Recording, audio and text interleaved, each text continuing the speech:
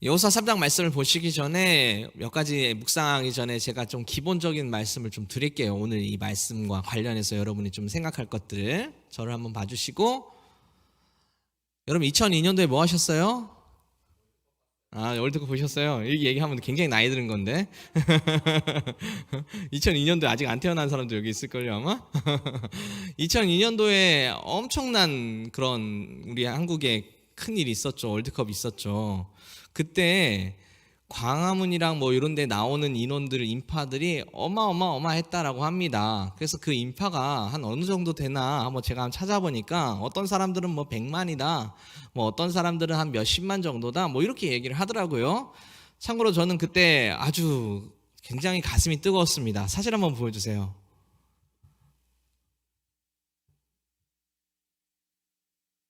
사진 안 보냈어요 혹시?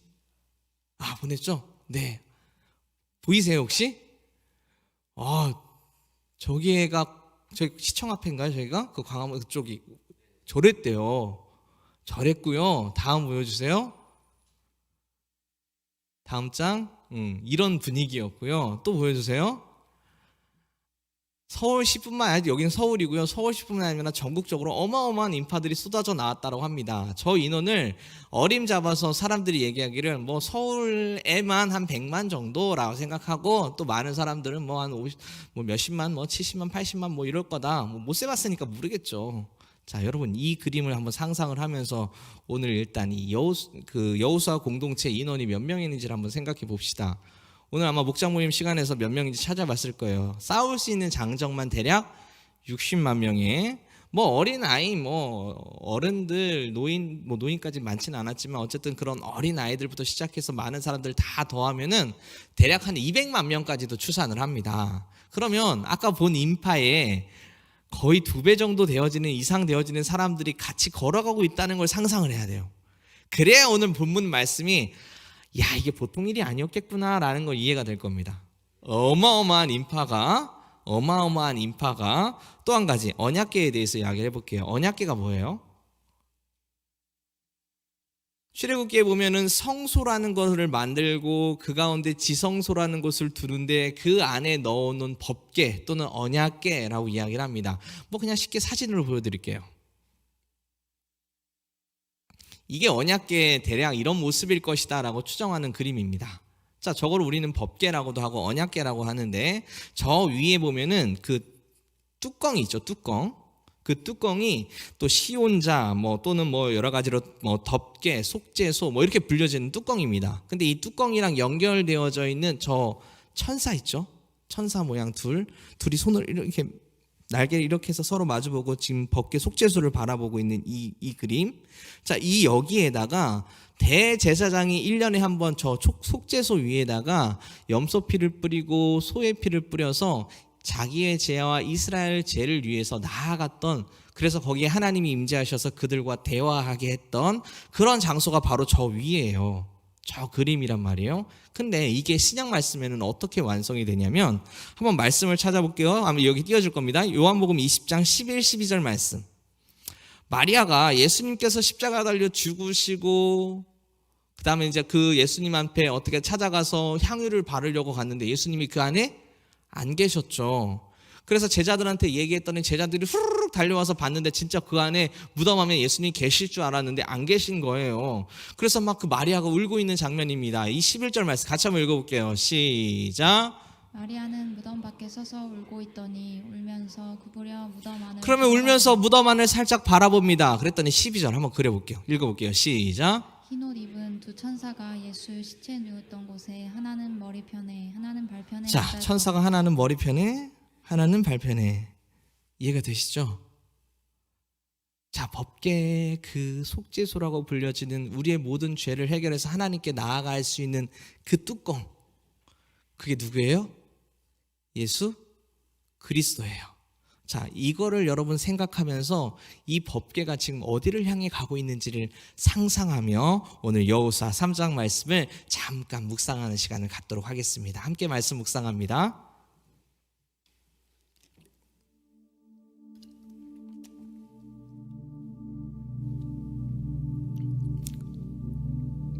열심히 상상을 한번 펼쳐보세요. 상상력을 가지고 한번 읽어보세요.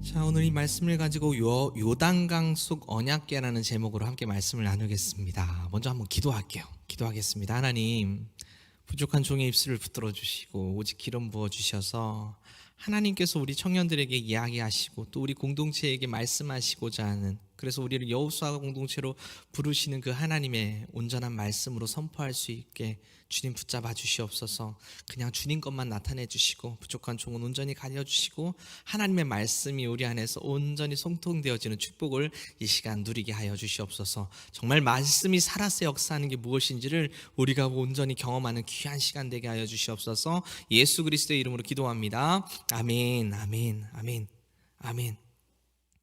여호수아가 이제 드디어 가나안 땅에 들어가기 위해서 요단강가에 있게 됩니다. 아까 말씀드렸을 때도 엄청난 인파가 움직였기 때문에 이 움직임은 결코 쉬운 움직임이 아니었을 것이고, 여호수아가 저기요! 라고 이야기를 해도 진짜 들릴랑 말랑 할 만큼의 굉장히 넓은 곳에도 남대로 펼쳐 있는 상황이었을 것이고, 그 가운데서 이제 요단강 앞에 가서 그 요단강을 건너기 이제 직전입니다. 근데 거기서 며칠을 머무냐면 이제 3일을 머물었어요. 아마 제가 볼 때 여러분 예전에 뭐 고등부 때 뭐 텐트도 한번 쳐보셨잖아요. 어디 가셔서 여러분 여기 계신 많은 분들이 어때요? 텐트 칠 때 쉽지 않단 말이에요. 그 텐트 또 갤 때가 제일 힘들어요. 사실 칠 때보다 갤 때가 진짜 힘들잖아요, 여러분. 그 재미로 근데 또 보통 가긴 하는데, 근데 그걸 다시 개서 또 준비해가지고 가가지고 또 그걸 움직인다. 그것도 몇 명이 200, 이게 말이 쉽지 이게 보통 일이 아니란 말이죠. 보통 일이 아니에요. 근데 그 상황에서 여호수아가 이제 하나님 앞에 말씀을 받고 이스라엘 백성들에게 뭐라고 명령하냐면, 너희들이 이제 성결케 준비해라. 이제 갈 거다. 가는데 사인이 뭐냐? 자, 제사장들이 법궤를 들 거다. 근데 법궤를 메고 들게 되면 그때가 이제 출발할 때니까 너희들이 부지런히 그 모든 것들을 준비를 해라. 준비를 해서 이제 다 갖춰지면 그 법궤가 앞에 갈 건데 바로 따라가지 말고 그가 한 900m 정도 앞에 가면 그 900m 뒤쪽에서 조금씩 따라가기 시작해라. 그러면 법궤가 그곳에 가다가 제사장들이 요단강을 들어갈 건데, 아직 요단강이 막 정신없이 흐르고 있는 그 가운데서 그 요단강이 들어가면 갑자기 물이 멈춰버릴 거다. 그래서 너희들이 무조건 그곳에 들어갈 수 있는 은혜를 누릴 거다 라고 하면서 나름대로 설명을 했고, 진짜로 눈앞에서 요단강이 멈춥니다. 저랑 여러분이 진이천에 가가지고 그 진이천을 건너가기 위해서 다리 그냥 놔두고 그 다리로 안 건너고 저랑 전사님이랑 둘이 법궤 메고 가서 그 앞에 딱 섰더니 갑자기 진이천이 멈춘 거예요. 그러더니 거기가 마른 땅이 된 겁니다. 말도 안 되죠? 뭐 그럴 일은 없습니다. 약간 이단같이 하는 행동은 하지는 않을 거예요. 근데 그런 일이 일어났다는 거예요. 정말 눈앞에서. 어떻겠어요? 그들의 마음이 두근두근 뛰기 시작했겠죠. 그림으로 표현하면 이렇게 표현할 수 있을 것 같습니다. 자, 저 앞에 지금 법궤를 맨 제사장들이 보이시나요? 저는 개인적으로 이게 말씀 이렇게 보다 이해가 잘 안 되면 이 만화책을 좀 봅니다. 혹시 제 책상 위에 만화책이 펴 있어도 뭐 유치동부도 아니고 왜 목사님 이런 거 읽고 있어라고 생각하지 마세요. 저는 저 설교 준비할 때 저에게 정말 중요한 교재입니다. 근데 그 뒤에 정말 그 따라가고 있는 인원 사실 이렇게 표현하는데 안 되고 처음 사진 한번 다시 한번 띄워주세요. 아니 그 전 사진 이렇게 그렸어야 돼 사실. 그죠? 어마어마했겠죠. 자, 법궤는 근데 어디에 서 있어요? 가운데 딱 있어요. 그 한가운데 딱 있고 그 모든 게 싹 지나갑니다. 이게 오늘 본문의 이야기입니다. 이게 뭘 얘기하는 걸까요? 제가 사실 이 그림을 가만히 묵상하면서 도대체 하나님, 이게 뭘 얘기하시는 걸까요, 주님? 우리 청년들에게 오늘 이 말씀을 가지고 어떤 말씀을 하기를 원하실까요? 정말 어떤 말씀 우리에게 주시려고 하시나요? 막 기도하면서 마음대로 고민하고 또 고민했습니다. 자, 그런데 이 모습이요, 꼭 어떤 모습 같냐면 아까 법궤의 그 앞에 있던 시온자라고 불리는 그 속죄소라고 하는 그 뚜껑이 뭐라고 그랬죠? 예수 그리스도라고 얘기했죠, 그죠? 예수 그리스도가 지금 어디 들어가 계세요? 어디에 들어가 계세요? 요단강에 들어가 계시죠. 예수님이 요단강에 들어가 계세요. 이렇게 얘기하면 여러분 혹시 머릿속에 떠오르는 거 있어요? 예수님께서 침례 요한한테 침례 받는 장면이 떠오르시면 할렐루야. 한번 볼까요? 마태복음 3장 13절 말씀.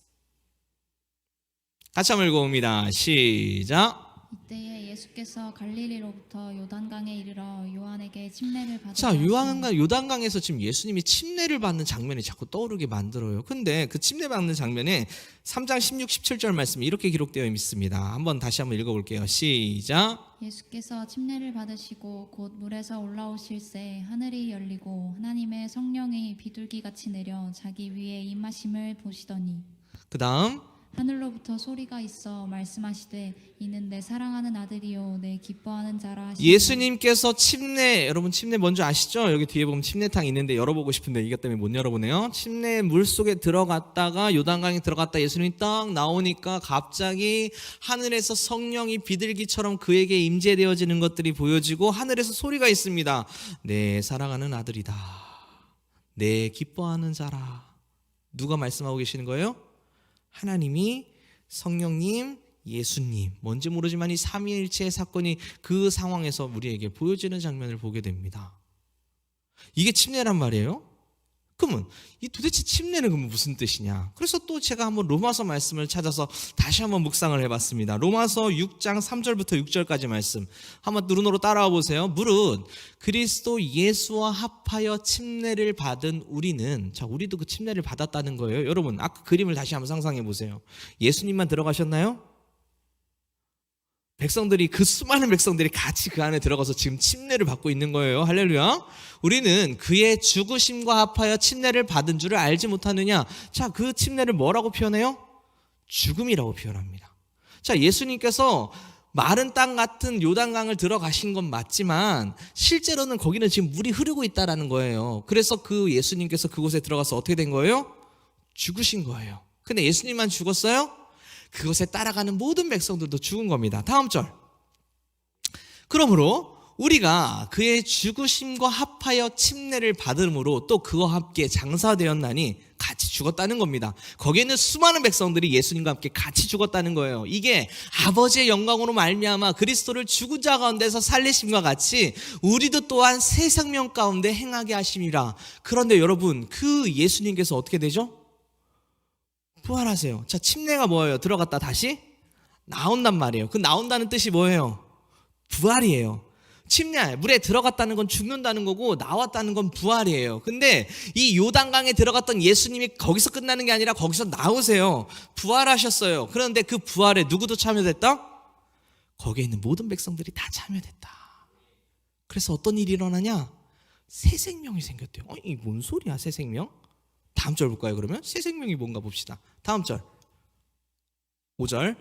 만일 우리가 그의 죽으심과 같은 모양으로 연합한 자가 되었으면 또한 그의 부활 같은 모양으로 연합한 자도 되리라. 너희들이 정말 그 예수 그리스도의 죽음에 함께 참여했으면, 오늘 이 백성들과 같이 예수 그리스도와 함께 참여됐으면 여러분은 동시에 그 예수님의 부활과 함께 여러분도 부활한 자래요. 다음 절 6절. 자, 우리가 알거니와 우리의 옛사람이 예수와 함께 십자가에 못 박혀 어떻게 됐대요? 죽었습니다. 자, 아까 얘기했던 대로 예수님께서 그 요단강에서 죽으신 것처럼 거기에 있는 백성들이 다 죽은 거예요. 다 죽었는데 왜 죽었냐? 그 부활을 통해서 이제는 제 몸이 죽어 다시는 우리가 죄의 종노릇 하지 아니하게 함이라. 이 말은 뭐냐면 과거의 그들의 삶, 과거의 그들의 모습, 과거의 그들의 그 모든 것들은 이미 이 요단강에 같이 죽은 거예요. 그리고 이제 예수님께서 부활하신 것처럼 거기에 있는 모든 백성들이 함께 부활해서 아예 새로운 존재가 된 거예요. 그럼 이게 뭔 얘기냐? 아까 다시 침례 받는 장면으로 돌아갈게요. 예수님께서 이 땅에 오셔서 우리랑 똑같은 육신을 입고 이 땅에 오셔서 우리랑 똑같이 행하십니다.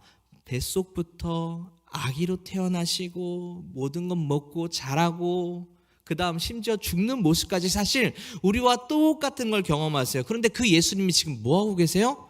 침례를 받고 있단 말이에요. 그러면 아까 우리가 방금 말씀 봤던 것처럼 그 침례가 의미가 뭐냐? 예수님께서 죽으시고 거기 안에서 부활하신다는 거예요. 그랬더니 죽으시고 부활했더니 그 다음 뭔 일이 일어나요? 성령이 그 가운데 임재하면서 하늘에서 뭐라고 얘기하죠? 내 사랑하는 아들이다. 이거예요. 이스라엘 백성들이 예수님과 함께 지금 그 법궤와 함께 요단강에 들어가더니 거기에서 예전의 모습은 그냥 죽어버린 거예요. 그리고 오늘 로마서 말씀처럼 새 생명이라고 말하는데 이 새 생명이 뭐냐? 이제 그가 거기서 일어나서 성령이 그 가운데 임재하며 하늘에서 외칩니다. 내 사랑하는 아들이다. 우리로 얘기할까요?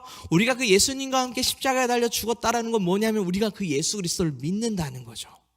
그 예수님을 믿었더니 이제는 예전에 내 있는 내 원래 그 하나님의 자녀가 아닌 정말 세상에 속해 있던 마귀에 속해 있던 그 모든 나의 옛 모습들은 완전히 죽어버렸고 그 예수님의 부활과 함께 나도 부활하셔서 하나님이 우리에게 선포하십니다. 성령이 여러분 가운데 임재합니다.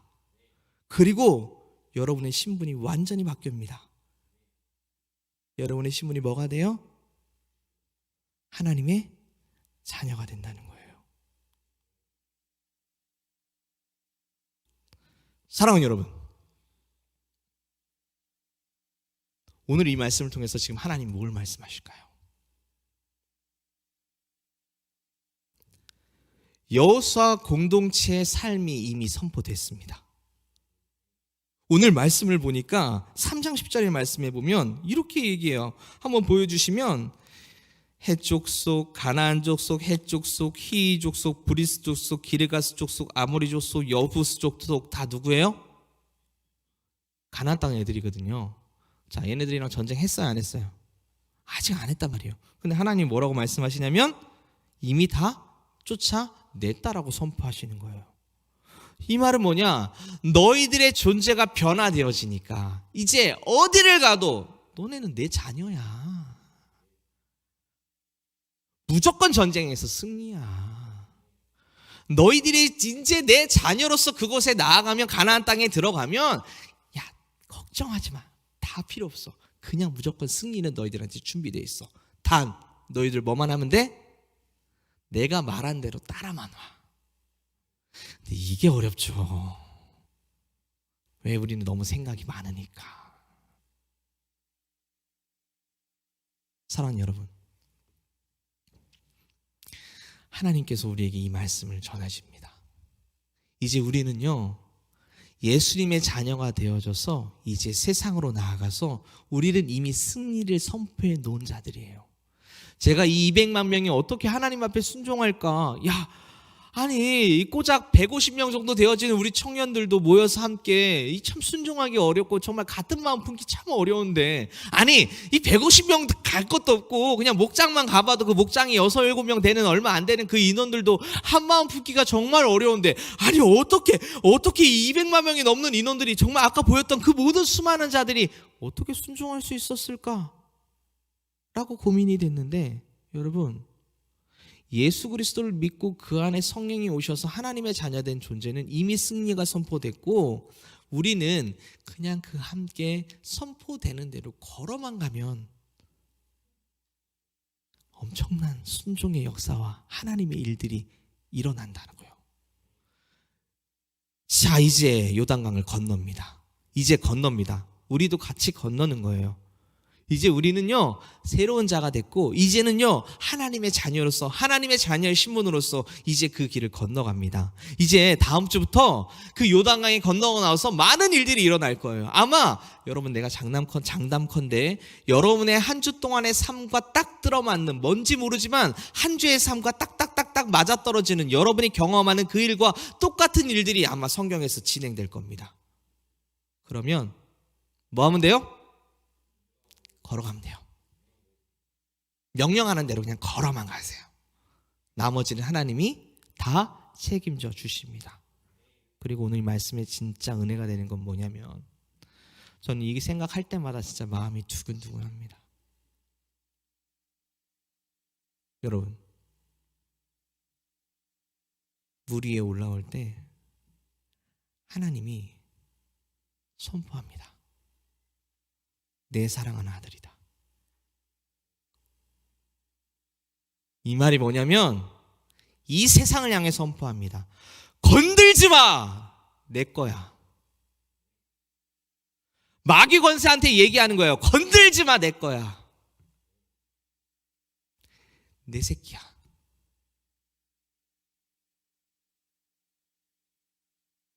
절대 건들지 마. 이게 선포된 거예요. 여러분, 이미 예수를 믿고 그 요단강 안에 들어갔습니다. 그리고 이미 다시 나왔어요. 우리 주님이 여러분에게 선포하십니다. 내 새끼야, 내 거야, 내 아들이야, 내 딸이야. 세상아 선포한다. 건들지 마. 이 하나님의 놀라운 은혜가, 이 하나님의 음성이 정말 여러분의 귓가에 들리는 귀한 음성이 되기를 주님의 이름으로 축복합니다.